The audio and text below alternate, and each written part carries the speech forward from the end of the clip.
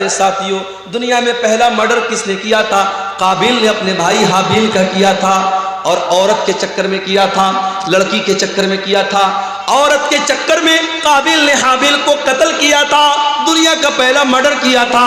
اللہ کے نبی فرماتے ہیں اب قیامت تک جتنے مرڈر ہوں گے، جتنے قتل ہوں گے، ہر مرڈر اور ہر قتل کا ذمہ دار قابیل ہوگا، جو کہ پہلا قتل اس نے کیا تھا۔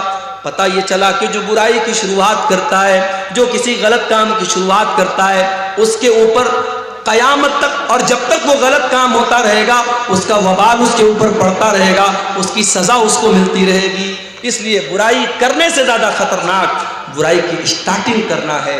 حضرت لوط علیہ السلام کی جو قوم تھی، اغلام بازی کی اور لڑکے کا لڑکے کے ساتھ بدکاری کرنا اور مرد کا مرد کے ساتھ بدکاری کرنا، ان کی قوم کے پہلے یہ گندا کام دنیا میں کبھی نہیں ہوتا تھا۔ اس کام کی شروعات کی تھی حضرت لوط علیہ السلام کی قوم نے۔ اسی لیے جب حضرت لوط علیہ السلام نے اپنی قوم کو سمجھایا تو کہا تھا کہ اے میری قوم کے لوگوں، تم نے اس گندگی کی شروعات کی ہے، اور اگر یہاں سے یہ گندا کام شروع ہوا تو جب تک یہ گندا کام ہوتا رہے گا تمہیں اس کی سزا ملتی رہے گی۔ میرے پیارے ساتھیوں، اللہ تبارک و تعالیٰ کو فساد مچانے والے، آتنک مچانے والے، خون خرابہ کرنے والے لوگ پسند نہیں ہیں۔ واللہ لا یحب الفساد، اللہ کو فساد پسند ہے۔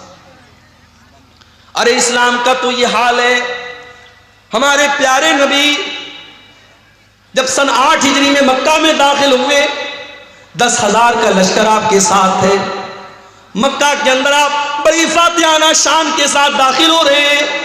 یہ وہی مکہ ہے جہاں سے آپ کو نکالا گیا ہے، یہ وہی مکہ ہے جہاں اللہ کی بارگاہ میں سجدہ کرنا آپ کے لیے حرام کر دیا گیا، جہاں نماز کی حالت میں آپ کا گلا دبانے کی کوشش کی گئی، جہاں نماز کی حالت میں آپ کی گردن میں چادر ڈالی گئی، جہاں نماز کی حالت میں آپ کی گردن کے اوپر گندگی ڈالی گئی۔ یہ وہی مکہ ہے جہاں کے لوگوں نے غزوہ احد میں آپ کے چچا حمزہ کا کلیجہ چبایا، یہ وہی مکہ ہے جہاں کے لوگوں نے غزوہ احد میں آپ کو مارا تھا، آپ کے دانت توڑے تھے، آپ کے چہرے سے خون بہا تھا۔ یہ سارے واقعات آپ نے اپنی آنکھوں سے دیکھے ہیں، لیکن میرے پیارے ساتھیوں، آپ دیکھیے سن 8 ہجری میں جب اللہ کے نبی مکہ میں داخل ہوتے ہیں، آپ پہلے خانہ کعبہ کو سارے بتوں سے پاک کرتے ہیں، اور خانہ کعبہ کو بتوں سے پاک کرنے کے بعد جب آپ خانہ کعبہ کے دروازے پر کھڑے ہوتے ہیں تو آپ کیا کہتے ہیں؟ اے مکہ والو، اے قریش کے لوگوں، یہ بتاؤ تم اپنے محمد سے تمہیں کیا امید ہے، میں تمہارے ساتھ کیا سلوک کروں گا؟ سب بھیگی بلی بن جاتے ہیں، بڑے نرمی سے کہتے ہیں، بڑے پیار سے کہتے ہیں اے محمد صلی اللہ علیہ وسلم، آپ تو بڑے اچھے انسان ہیں، بڑے اچھے باپ کی اولاد ہیں، آپ سے اچھی ہی امید رکھتے ہیں۔ آپ نے فرمایا اذهبوا انتم الطلقاء لا تثریب علیکم اليوم، اذهبوا انتم الطلقاء، جاؤ آج محمد رسول اللہ کسی سے بدلہ نہ لیں گے، کسی سے انتقام نہ لیں گے، کسی کا خون نہ بہائیں گے، جاؤ تم سب کے سب آزاد ہو، محمد رسول اللہ کسی سے بدلہ نہ لیں گے۔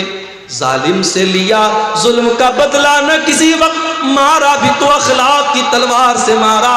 میرے پیارے ساتھیوں، یہ میرے نبی کا کردار ہے، اس لیے نبی کا ماننے والا، اسلام کا کلمہ پڑھنے والا کبھی فسادی نہیں ہو سکتا، کبھی آتنکوادی نہیں ہو سکتا۔ جو آتنکوادی ہے، جو دہشت گرد ہے، وہ کان کھول کر کے سن لے، اس کا اسلام سے کوئی تعلق نہیں ہے۔ واللہ لا یحب الفساد، اللہ کو فساد بچانے والے لوگ پسند نہیں ہیں۔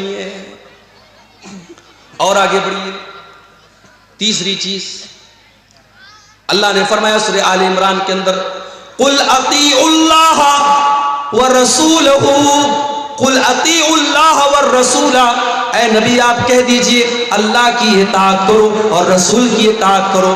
فَإِن تَوَلَّوْا فَإِنَّ اللَّهَ لَا يُحِبُّ الْكَافِرِينَ، اور اے نبی اگر یہ لوگ اللہ کی اطاعت نہ کریں اور رسول کی اطاعت نہ کریں تو ان کو بتا دو کہ اللہ تعالیٰ کافروں کو پسند نہیں کرتا، کافروں کو پسند نہیں کرتا، اللہ کو کفر پسند نہیں ہے۔ کفر کا مطلب انکار، جو اللہ کو نہ مانے، جو رسول کو نہ مانے، جو اللہ کی کتابوں کو نہ مانے، جو اللہ کے نبیوں کو نہ مانے، جو اللہ کے فرشتوں کو نہ مانے، جو تقدیر کو نہ مانے، جو قیامت کے دن کو نہ مانے، جتنی چیزوں پر ایمان لانا ہے ان میں سے کسی چیز کو نہ ماننے والا، اس کے اندر ڈاؤٹ کرنے والا، ان کے اندر شک کرنے والا، وہ کافر ہو جاتا ہے، اور کافر کو اللہ تعالیٰ پسند نہیں کرتا۔ اللہ کو مومنوں سے محبت ہے، اللہ کو ایمان والوں سے محبت ہے، اللہ کافروں کو پسند نہیں کرتا۔ اللہ کو کفر سے اتنی نفرت ہے، اگر کوئی انسان کفر کی حالت میں مر جائے، اللہ فرماتا ہے وَلَلَّذِينَ يَمُوتُونَ وَهُمْ كُفَّارٌ، جو کفر کی حالت میں مر جائے اور مرنے کے ٹائم وہ توبہ کر لے، اس کی توبہ کا اللہ کیا کوئی مطلب نہیں ہے۔ جو کفر کی حالت میں مر گیا وہ ہمیشہ جہنم میں رہے گا۔ اللہ کا شکر ادا کیجئے میرے بھائی، ہم اور آپ ایمان والے ہیں، ہم اور آپ مسلمان ہیں۔ اگر ہم اور آپ مسلمان نہ ہوتے، ایمان والے نہ ہوتے، شاید ہم بھی کسی پتھر کے بت کے آگے آج سجدہ کر رہے ہوتے، شراب پی کر کے ناچ رہے ہوتے۔ یہ الگ بات ہے، بہار میں نتیش کمار صاحب نے شراب بندی کر رکھی ہے، لیکن اندر سے ٹیبل کے نیچے سے بڑی شراب پی جا رہی ہے بہار کے اندر۔ ابھی جھارکھنڈ سے میں آ رہا تھا، آج شام کو بھاگلپور سے وہاں میں نے جمعہ پڑھایا لال بٹیا میں، وہاں سے میں اسکارپیو سے آ رہا تھا۔ جیسے ہی بہار میں داخل ہوئی گاڑی، پولیس والے لیڈیز اور جینٹس گاڑی کو آ کے چیک کرنے لگے۔ میرے ساتھ بچے تھے، فیملی تھی، انہوں نے ٹارچ سے دیکھا ویکھا، چیک کیا، چلے گئے۔ میں نے ڈرائیور صاحب سے پوچھا یہ اتنی گاڑی چیک کیوں ہو رہی تھی؟ بولے شراب کا معاملہ ہوتا نا، شراب بندی، اس لیے وہ شراب چیک کر رہے تھے۔ پابندی ہے بہار کے اندر، مگر ہم سب جانتے ہیں کہ شراب پی جا رہی ہے، اور افسوس کی بات یہ ہے کہ بڑی تعداد میں مسلمان شراب پیتا ہے۔ کتنے مسلمان ہیں جو بغیر شراب پی اپنے گھر میں داخل نہیں ہوتے؟ نتیش کمار کے ڈر سے کتنے لوگوں نے شراب پینا بند کر دیا۔ میرے پیارے ساتھیوں، اللہ کے ڈر سے مسلمان شراب پینا بند نہ کر پایا۔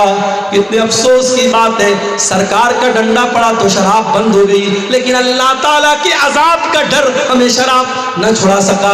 1400 سال پہلے کے حالات دیکھو، جب اللہ تعالیٰ نے قرآن کی آیت نازل کی کہ اے ایمان والو انما الخمر والمیسر والانصاب والازلام رجس من عمل الشیطان، اے ایمان والو یہ شراب کا پینا، یہ جوا کا کھیلنا، یہ پانسے کے تیر کے ذریعے قسمت کا حال معلوم کرنا، یہ غیر اللہ کے آستانے پر جانوروں کو ذبح کرنا، یہ سب گندے کام ہیں، شیطان کے کام ہیں۔ فَجْتَنِبُوا، ان سے بچو۔ جب قرآن کی آیت نازل ہوتی ہے، جب سورہ مائدہ کی آیت نازل ہوتی ہے، صحابہ کرام جو ایک زمانے سے شراب پیتے چلے آئے تھے، جب اللہ نے قرآن میں یہ آیت نازل کر دی کہ شراب گندی چیز ہے، شیطان کا کام ہے، شراب سے بچو تو تبھی تم کامیاب ہو سکتے ہو، صحابہ نے اپنی اپنی شراب کو نکال کے گلیوں میں پھینک دیا، شراب کے برتنوں کو توڑ دیا۔ یہاں تک کہ کچھ صحابہ شراب کا بزنس کرتے تھے، شراب کا کاروبار کرتے تھے، ان کے پاس لاکھوں کی شراب تھی، ہزاروں کی شراب تھی، انہوں نے ساری شراب کو برباد کر دیا۔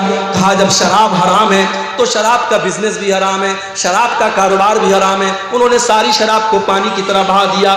میرے پیارے ساتھیوں، ایمان اس کا نام ہے، اللہ کے رسول کی اتباع اس کا نام ہے۔ کوئی ایڈورٹائزمنٹ نہیں کیا گیا، کوئی پرچار نہیں کیا گیا، کوئی ریڈیو پر اعلان نہ ہوا، کوئی مائک میں لاؤڈ اسپیکر میں اعلان نہ ہوا، بس نبی نے ایک اعلان کروا دیا، قرآن کی آیت نازل ہوئی اور اللہ کے نبی نے قرآن کی آیت پڑھ کے سنا دی کہ اللہ کہہ رہا ہے کہ شراب گندی چیز ہے، اس سے بچو۔ اس سے بڑھ کے گندی چیز کیا ہوگی میرے بھائی؟ آج شراب پی کر کے آدمی گھر میں آتا ہے، زبان سے گندی گندی گالیاں نکالتا ہے، شراب پی کے گھر میں آتا ہے، اپنی بہن اور بیٹی کو بھی گندی گندی باتیں کہتا ہے، شراب پی کر کے گھر میں آتا ہے، اپنے بچوں کے سامنے نازیبا باتیں کرتا ہے، شراب پی کر کے اپنی بیوی کی کمائی کھاتا ہے، شراب پی کر کے اپنی ساری کمائی کو لٹا دیتا ہے۔ اسی لیے حضرت عثمان غنی کہا کرتے تھے ان الخمر ام الخبائث، یہ شراب تو تمام برائیوں کی جڑ ہے، جو شراب پی لیتا ہے وہ زنا بھی کر سکتا ہے، جو شراب پی لیتا ہے وہ قتل بھی کر سکتا ہے، جو شراب پی لے گا وہ دنیا کا کوئی بھی گندا کام کر لے گا۔ تو آپ دیکھیں اللہ تعالیٰ کو کافر پسند نہیں، آج کافر سے زیادہ مسلمان شراب پی رہا ہے۔ ہم بہار گورنمنٹ کی بات کیا کریں، 1400 سال پہلے ہمارے نبی نے شراب بندی کر دی تھی، مگر آج مسلمانوں کا ایک بڑا طبقہ شراب پی رہا ہے۔ میرے پیارے ساتھیوں، اگر آپ میں سے کوئی بھائی اس گندگی میں مبتلا ہے، اگر شراب کے نشے میں مبتلا ہے، اللہ کے واسطے توبہ کر لو۔ نہیں پتا موت کب آ جائے، کیا پتا شراب کے نشے میں انسان دھت ہے اور اسی حالت میں دل کی دھڑکن بند ہو جائے، ہارٹ اٹیک ہو جائے اور اسی حالت میں انسان کا انتقال ہو جائے۔ اللہ کے نبی فرماتے ہیں ان العبد یبعث علی ما مات علیہ، بندے کا انتقال جس حال میں ہوگا، بندہ جس حال میں مرے گا اسی حال میں قیامت کے دن اٹھایا جائے گا۔ اے شراب پینے والے، اگر تیرا انتقال اسی حالت میں ہو گیا، کل قیامت کے دن اللہ کی بارگاہ میں تو شراب کے نشے میں اٹھے گا، تو اللہ کو کیا منہ دکھائے گا، تو اللہ کو کیا جواب دے گا؟ اس گندی چیز سے تو جلدی سے توبہ کر لے، اپنے پریوار کو، اپنے آپ کو اس سے تو نجات دے دے۔ میرا رب قرآن میں کہتا ہے وَلَا تُلْقُوا بِأَيْدِيكُمْ إِلَى التَّهْلُكَةِ، اپنے آپ کو ہلاکت میں نہ ڈالو۔ جو شراب آپ کو ہلاکت میں ڈال رہی ہے، جو برباد کر رہی ہے، اس شراب سے اپنے دامن کو بچا لو میرے بھائی۔ تو اللہ کو کافر پسند نہیں، اللہ کو کافر پسند نہیں۔ اگر کفر کی حالت میں آدمی مر گیا، انجام کیا ہوگا؟ اللہ نے فرمایا ان الذين كفروا وماتوا وهم كفار فلن يقبل من احدهم ملء الارض ذهبا، جو لوگ کفر کی حالت میں مر جائیں گے، ایمان کی دولت ان کو نصیب نہیں ہوگی۔ کان کھول کر کے سن لو، اللہ فرما رہا ہے کل قیامت کے دن اللہ کی بارگاہ میں اگر زمین بھر کے سونا بھی وہ لے کے آ جائیں گے اور اللہ سے کہیں گے اللہ تو زمین بھر کے سونا لے لے اور ہم کو جہنم کے عذاب سے بچا لے، اللہ فرماتا ہے فَلَن يُقْبَلَ مِنْ أَحَدِهِمْ، زمین بھر کے سونا لے کر کے بھی ان کو جہنم کی آگ سے نجات نہ ملے گی، جہنم کی آگ سے اللہ ان کو نہیں بچائے گا۔ اس لیے میرے بھائیوں، ایمان کی قدر کرو اور ایمان پر قائم رہو۔ اللہ کو کافر پسند نہیں ہے، اللہ کو کفر پسند ہے۔ اور آگے بڑھو، اللہ کو ایک اور چیز بہت زیادہ ناپسند ہے۔ کیا ہے وہ چیز؟ وَلَا تُجَادِلْ عَنِ الَّذِينَ يَخْتَانُونَ أَنفُسَهُمْ، اے نبی، اے میرے پیارے نبی، آپ ان لوگوں کا ڈیفنس مت کیجئے، ان لوگوں کا بچاؤ مت کیجئے، ان لوگوں کی طرف سے آپ بحث مت کیجئے جو اپنے آپ کے ساتھ خیانت کرتے ہیں۔ ان اللہ لا يحب من کان خوانا اثیما، اللہ تعالیٰ ایسے لوگوں سے محبت نہیں کرتا ہے جو خیانت کرنے والے ہوں۔ خیانت اللہ کو پسند نہیں۔ خیانت کس کو بولتے ہیں بھائی؟ امانت کا الٹا ہے خیانت۔ امانت یہ ہے کہ آپ کو جو ذمہ داری دی جائے آپ اس ذمہ داری کو صحیح طریقے سے ادا کریں۔ اگر آپ ٹیچر ہیں، آپ کی ذمہ داری بچوں کو پڑھانا ہے، پڑھانے کے ٹائم آپ بچوں کو پڑھانے کے بجائے موبائل میں لگے ہوئے ہیں، بچے شور مچا رہے ہیں، بچے کتاب پڑھ نہیں رہے اور ٹیچر موبائل میں لگا ہوا ہے، یہ امانت کے ساتھ خیانت ہے۔ پولیس کا کام کرائم کو روکنا ہے، پولیس والا بجائے کرائم کو روکنے کے اگر کرمنل لوگوں سے رشوت لینا شروع کر دے، اگر وہ گنڈوں اور بدماشوں سے ٹیکس لینے لگے، ان سے پیسہ لے کر کے ان کو چھوڑنے لگے، یہ پولیس کے عہدے کے ساتھ خیانت ہے۔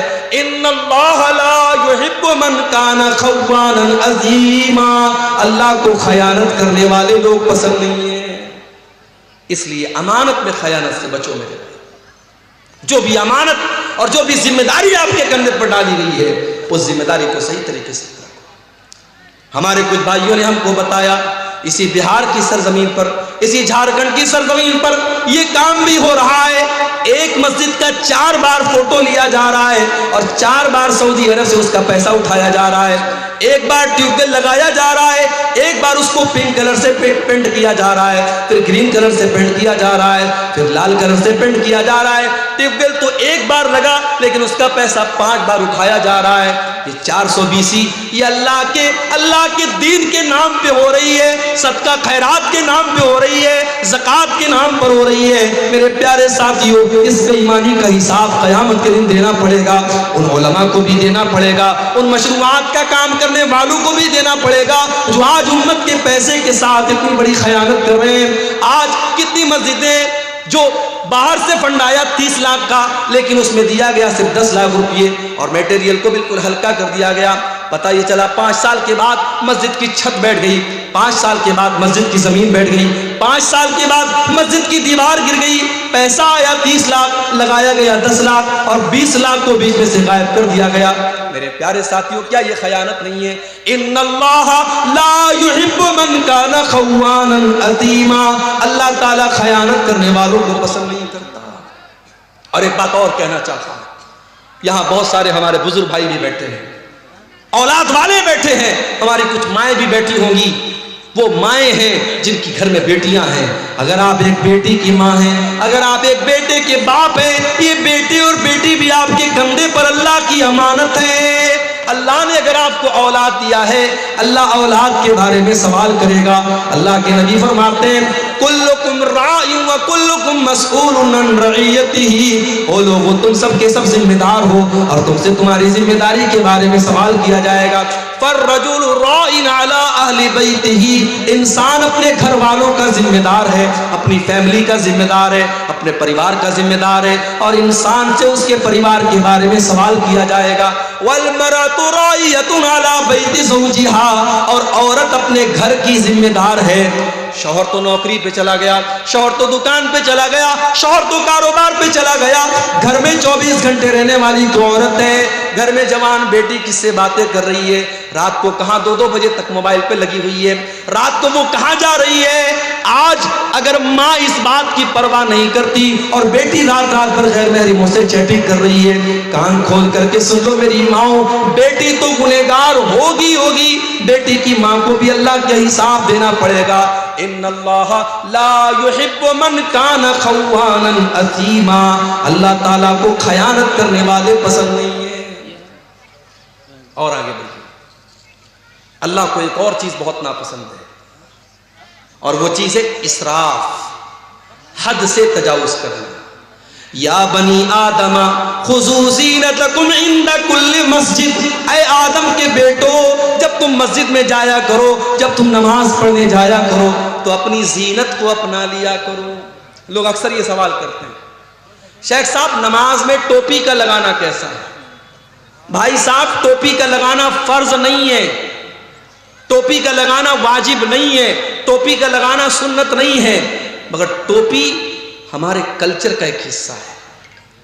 ہمارے دیش میں، ہمارے ملک میں مسلمان کی پہچان ہوتی ہے ٹوپی سے، ہمارے کلچر کا، ہماری سنسکرتی کا، ہماری تہذیب کا ایک حصہ ہے۔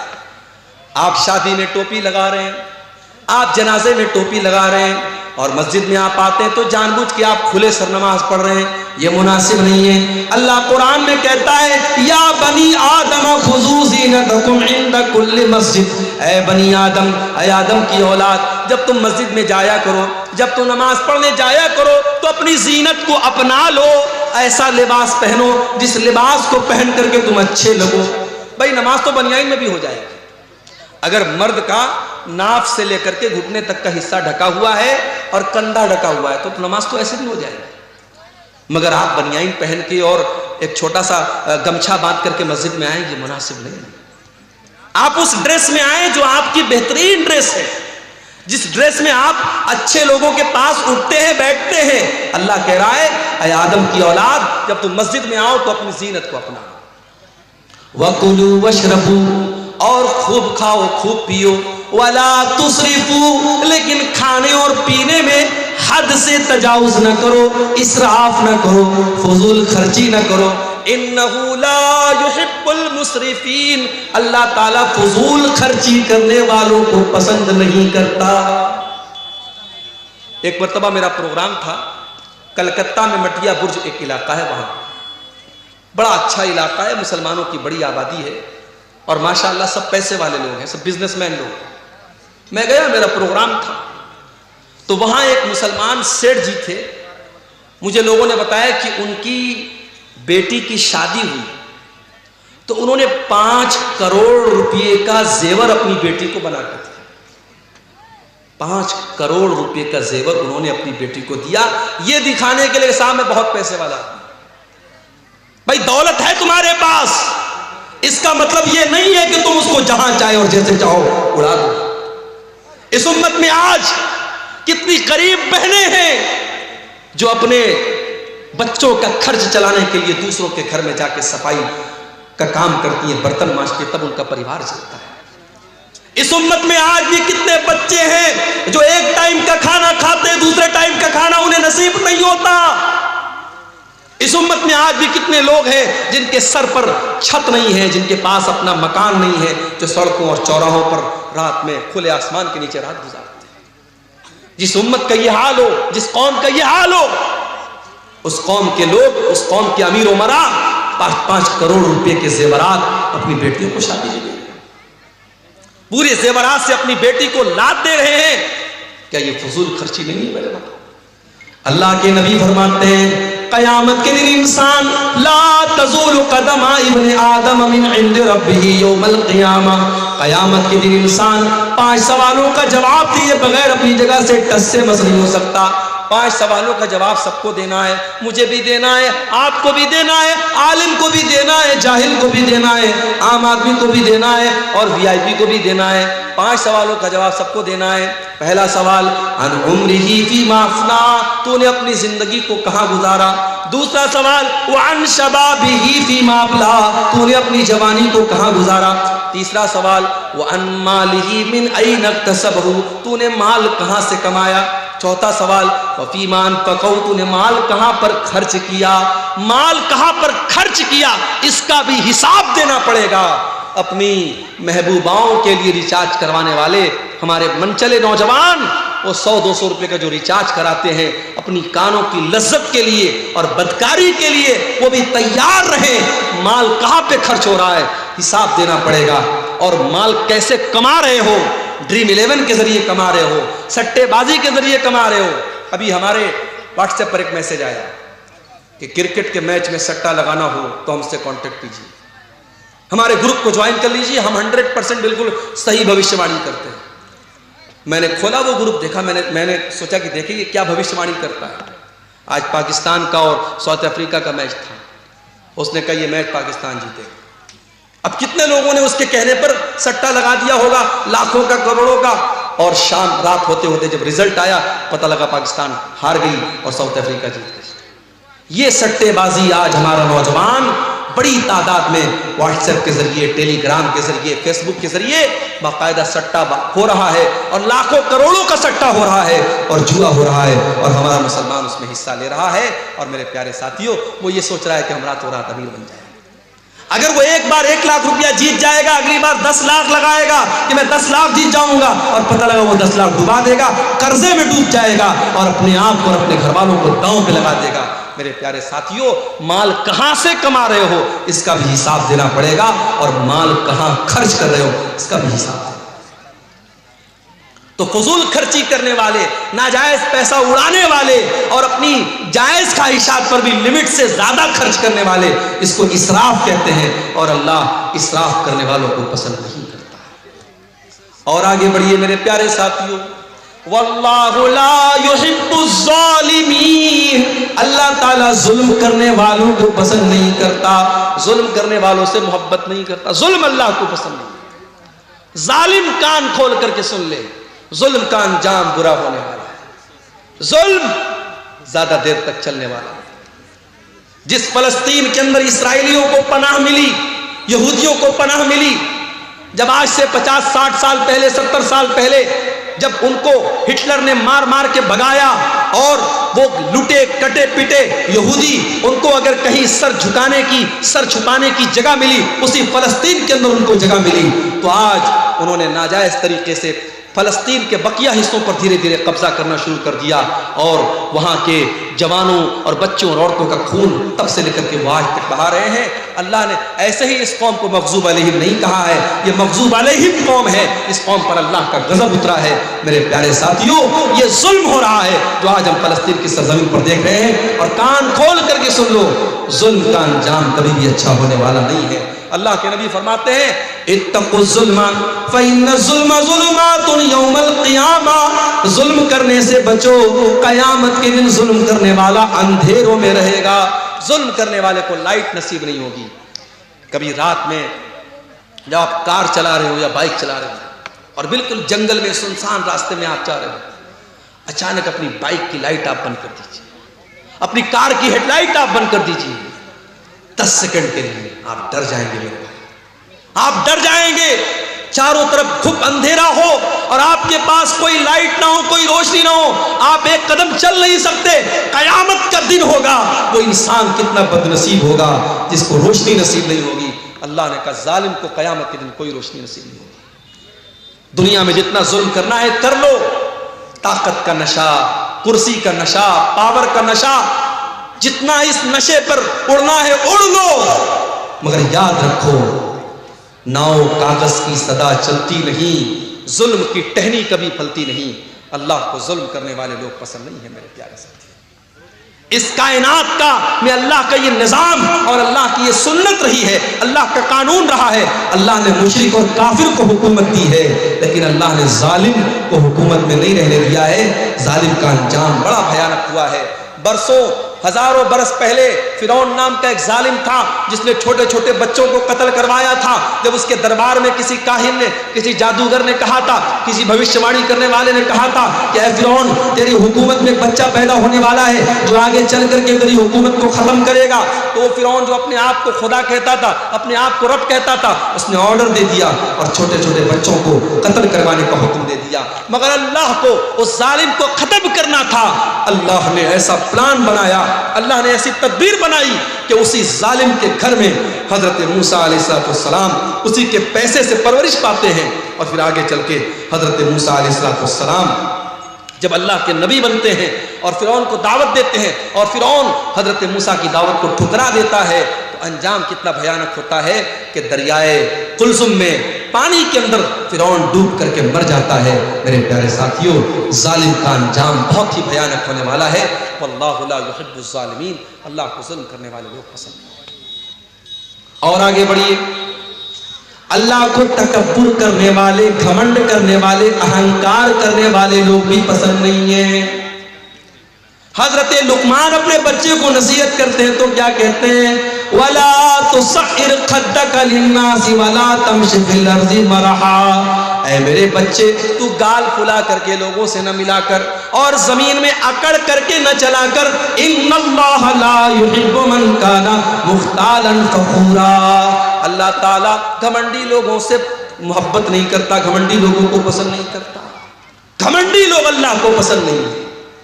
قارون بڑی دولت والا تھا، اس کو اپنی دولت پر بڑا ناز تھا، لیکن قارون کے قوم میں جو نیک لوگ تھے، جو ایمان والے لوگ تھے، انہوں نے قارون کو نصیحت کی اور کہا کہ اے قارون لا تفرح، اپنی دولت پر اترانا نہیں، اپنی دولت پر غرور نہیں کرنا۔ ان اللہ لا يحب الفرحین، اللہ تعالیٰ اترانے والوں کو، گھمنڈ کرنے والوں کو پسند نہیں کرتا ہے۔ وَابْتَغِ فِي مَا آتَاكَ اللَّهُ الدَّارَ الْآخِرَةَ، اے قارون تجھے اللہ نے بڑی دولت سے نوازا ہے، بڑے خزانے اللہ تعالیٰ نے تجھے دیے ہیں، اے قارون اپنی دولت کے ذریعے تو آخرت کی تیاری کر۔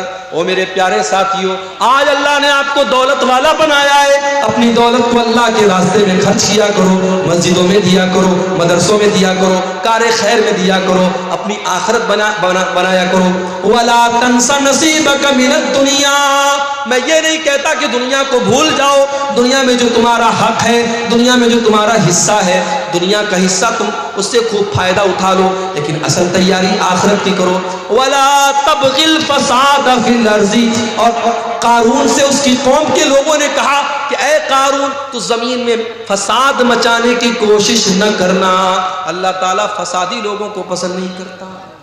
تو تکبر اور گھمنڈ یہ اللہ کو پسند نہیں ہے۔ میرے دنیا میں جس نے تکبر کیا، جس نے گھمنڈ کیا، اس کا انجام بڑا بھیانک ہے۔ ابلیس نے تکبر کیا، اللہ کی بارگاہ سے دھتکارا گیا۔ قارون نے تکبر کیا، اس کے محل کو زمین میں دھسا دیا گیا۔ فرعون نے تکبر کیا، اس کو پانی میں ڈوبا کر کے مار دیا گیا۔ نمرود نے تکبر کیا، ایک معمولی مچھر نے اس کا کام ختم کر دیا۔ قوم عاد نے تکبر کیا، قوم سمود نے تکبر کیا، اللہ نے پٹک پٹک کر کے ان کو بے جان کر دیا۔ میرے بھائیوں، تکبر کا انجام بڑا ہی بھیانک ہوتا ہے، اور تکبر کرنے والا اور گھمنڈ کرنے والا اللہ کو پسند نہیں۔ اب یہاں ایک سوال پیدا ہوتا ہے، مولوی صاحب نے شیروانی پہنی ہے، سامنے ایک لنگی والا آ گیا، لنگی پہنے ہے، بنیان پہنے ہے۔